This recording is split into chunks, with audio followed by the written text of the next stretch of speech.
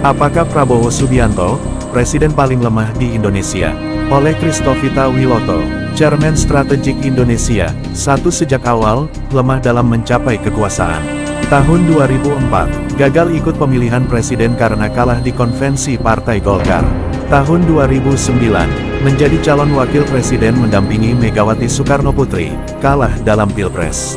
Tahun 2014, maju sebagai calon presiden melawan Joko Widodo, kalah. Tahun 2019, maju lagi melawan Joko Widodo, kalah lagi. Semua kekalahan ini resmi diumumkan oleh Komisi Pemilihan Umum. 2 tahun 2019, masuk kabinet Joko Widodo. Setelah kekalahan di Pilpres 2019, Prabowo malah masuk ke kabinet Joko Widodo sebagai Menteri Pertahanan. Ini jelas menunjukkan kelemahan karakter, karena merangkul lawan yang dulu dituduh sebagai antek asing demi kekuasaan. Dilantik sebagai Menteri Pertahanan pada tanggal 23 Oktober tahun 2019.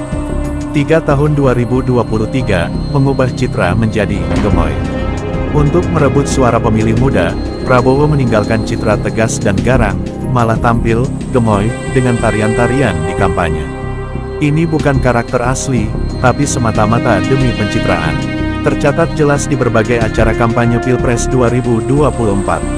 4 tahun 2023, melanggar konstitusi dengan menggandeng Gibran.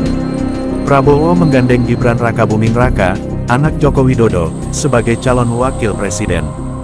Gibran belum memenuhi syarat usia, tetapi Mahkamah Konstitusi membuat keputusan khusus yang penuh kontroversi.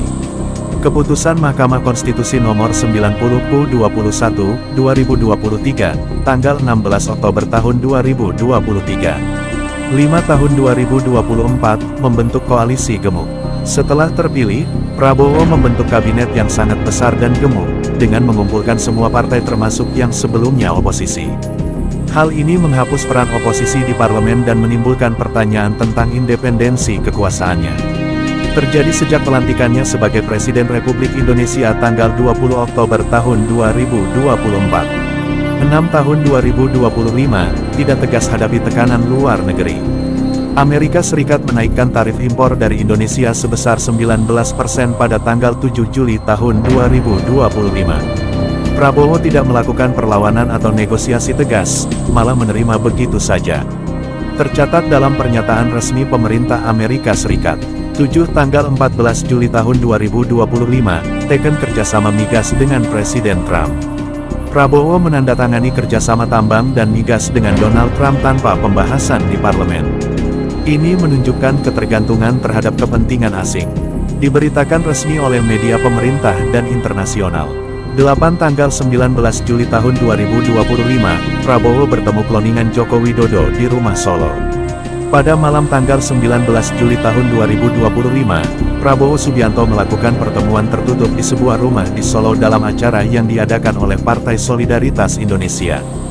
Di situ, Prabowo bertemu dengan salah satu kloningan Joko Widodo, yang dikenal dengan ciri khas gigi bawah berantakan, kuning kotor, tetapi sangat pandai berbicara. Kloningan ini sering dipakai dalam pertemuan-pertemuan politik untuk mencitrakan seolah-olah Jokowi masih berpengaruh. Prabowo diduga kuat tahu bahwa yang dia temui bukan Jokowi asli, karena Prabowo dikenal dekat dengan intelijen. Ciri fisik kloningan ini sangat kentara. Namun, Prabowo tetap bertemu demi kepentingan politik, bahkan ikut mendengar penjelasan dan arahan dari kloningan tersebut. Pertanyaan besar, apa Prabowo Subianto benar-benar tidak tahu yang dia temui adalah kloningan?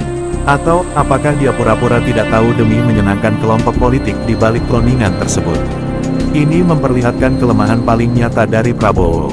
Lebih memilih menjaga hubungan politik dengan kelompok pendukung Jokowi, bahkan jika itu harus pura-pura tidak tahu bahwa yang dia temui bukan Jokowi asli.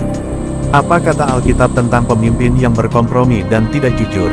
Yeremia pasal 17 ayat 5-8. Beginilah firman Allah, terkutuklah orang yang mengandalkan manusia, yang mengandalkan kekuatannya sendiri, dan yang hatinya menjauh daripada Allah. Ia akan seperti semak bulus di padang belantara, ia tidak akan mengalami datangnya keadaan baik, ia akan tinggal di tanah angus di padang gurun, di negeri padang asin yang tidak berpenduduk. Diberkatilah orang yang mengandalkan Allah, yang menaruh harapannya pada Allah. Ia akan seperti pohon yang ditanam di tepi air, yang merambatkan akar-akarnya ke tepi batang air, dan yang tidak mengalami datangnya panas terik, yang daunnya tetap hijau, dan yang tidak khawatir dalam tahun kering, dan yang tidak berhenti menghasilkan buah. Matius pasal 5 ayat 37. Jika ya, hendaklah kamu katakan, ya, jika tidak, hendaklah kamu katakan, tidak. Apa yang lebih daripada itu berasal dari si jahat? Apa arahan Tuhan Yesus Kristus dalam kasus ini? Matius pasal 6 ayat 33. Tetapi carilah dahulu kerajaan Allah dan kebenarannya, maka semuanya itu akan ditambahkan kepadamu. Tuhan Yesus menghendaki agar pemimpin mencari kebenaran dan memegang teguh kebenaran, bukan kompromi dengan kejahatan atau kepalsuan. Yohanes pasal 8 ayat 32. Dan kamu akan mengetahui kebenaran, dan kebenaran itu akan memerdekakan kamu. Hanya kebenaran yang datang dari Allah yang akan memerdekakan bangsa Indonesia. Wahyu pasal 3 ayat 15-16. Aku tahu segala pekerjaanmu, engkau tidak dingin dan tidak panas. Alangkah baiknya jika engkau dingin atau panas. Jadi karena engkau suam-suam kuku, dan tidak dingin atau panas, aku akan memuntahkan engkau dari mulutku. Ini adalah peringatan keras bagi pemimpin yang suam-suam kuku. Tuhan tidak berkenan atas kompromi. Pesan penting, Tuhan Yesus Kristus memanggil bangsa Indonesia untuk 1. Tidak berharap kepada manusia yang hanya mengejar kekuasaan. 2. Berdiri di pihak kebenaran, apapun resikonya. 3. Tidak kompromi terhadap kejahatan, termasuk kejahatan politik. 4. Berdoa dan berjaga-jaga agar tidak diperdaya oleh pencitraan palsu dan kekuasaan yang dikendalikan oleh kepentingan jahat. Karena hanya Tuhan Yesus Kristus yang sanggup memerdekakan bangsa Indonesia dengan kebenarannya. Amin.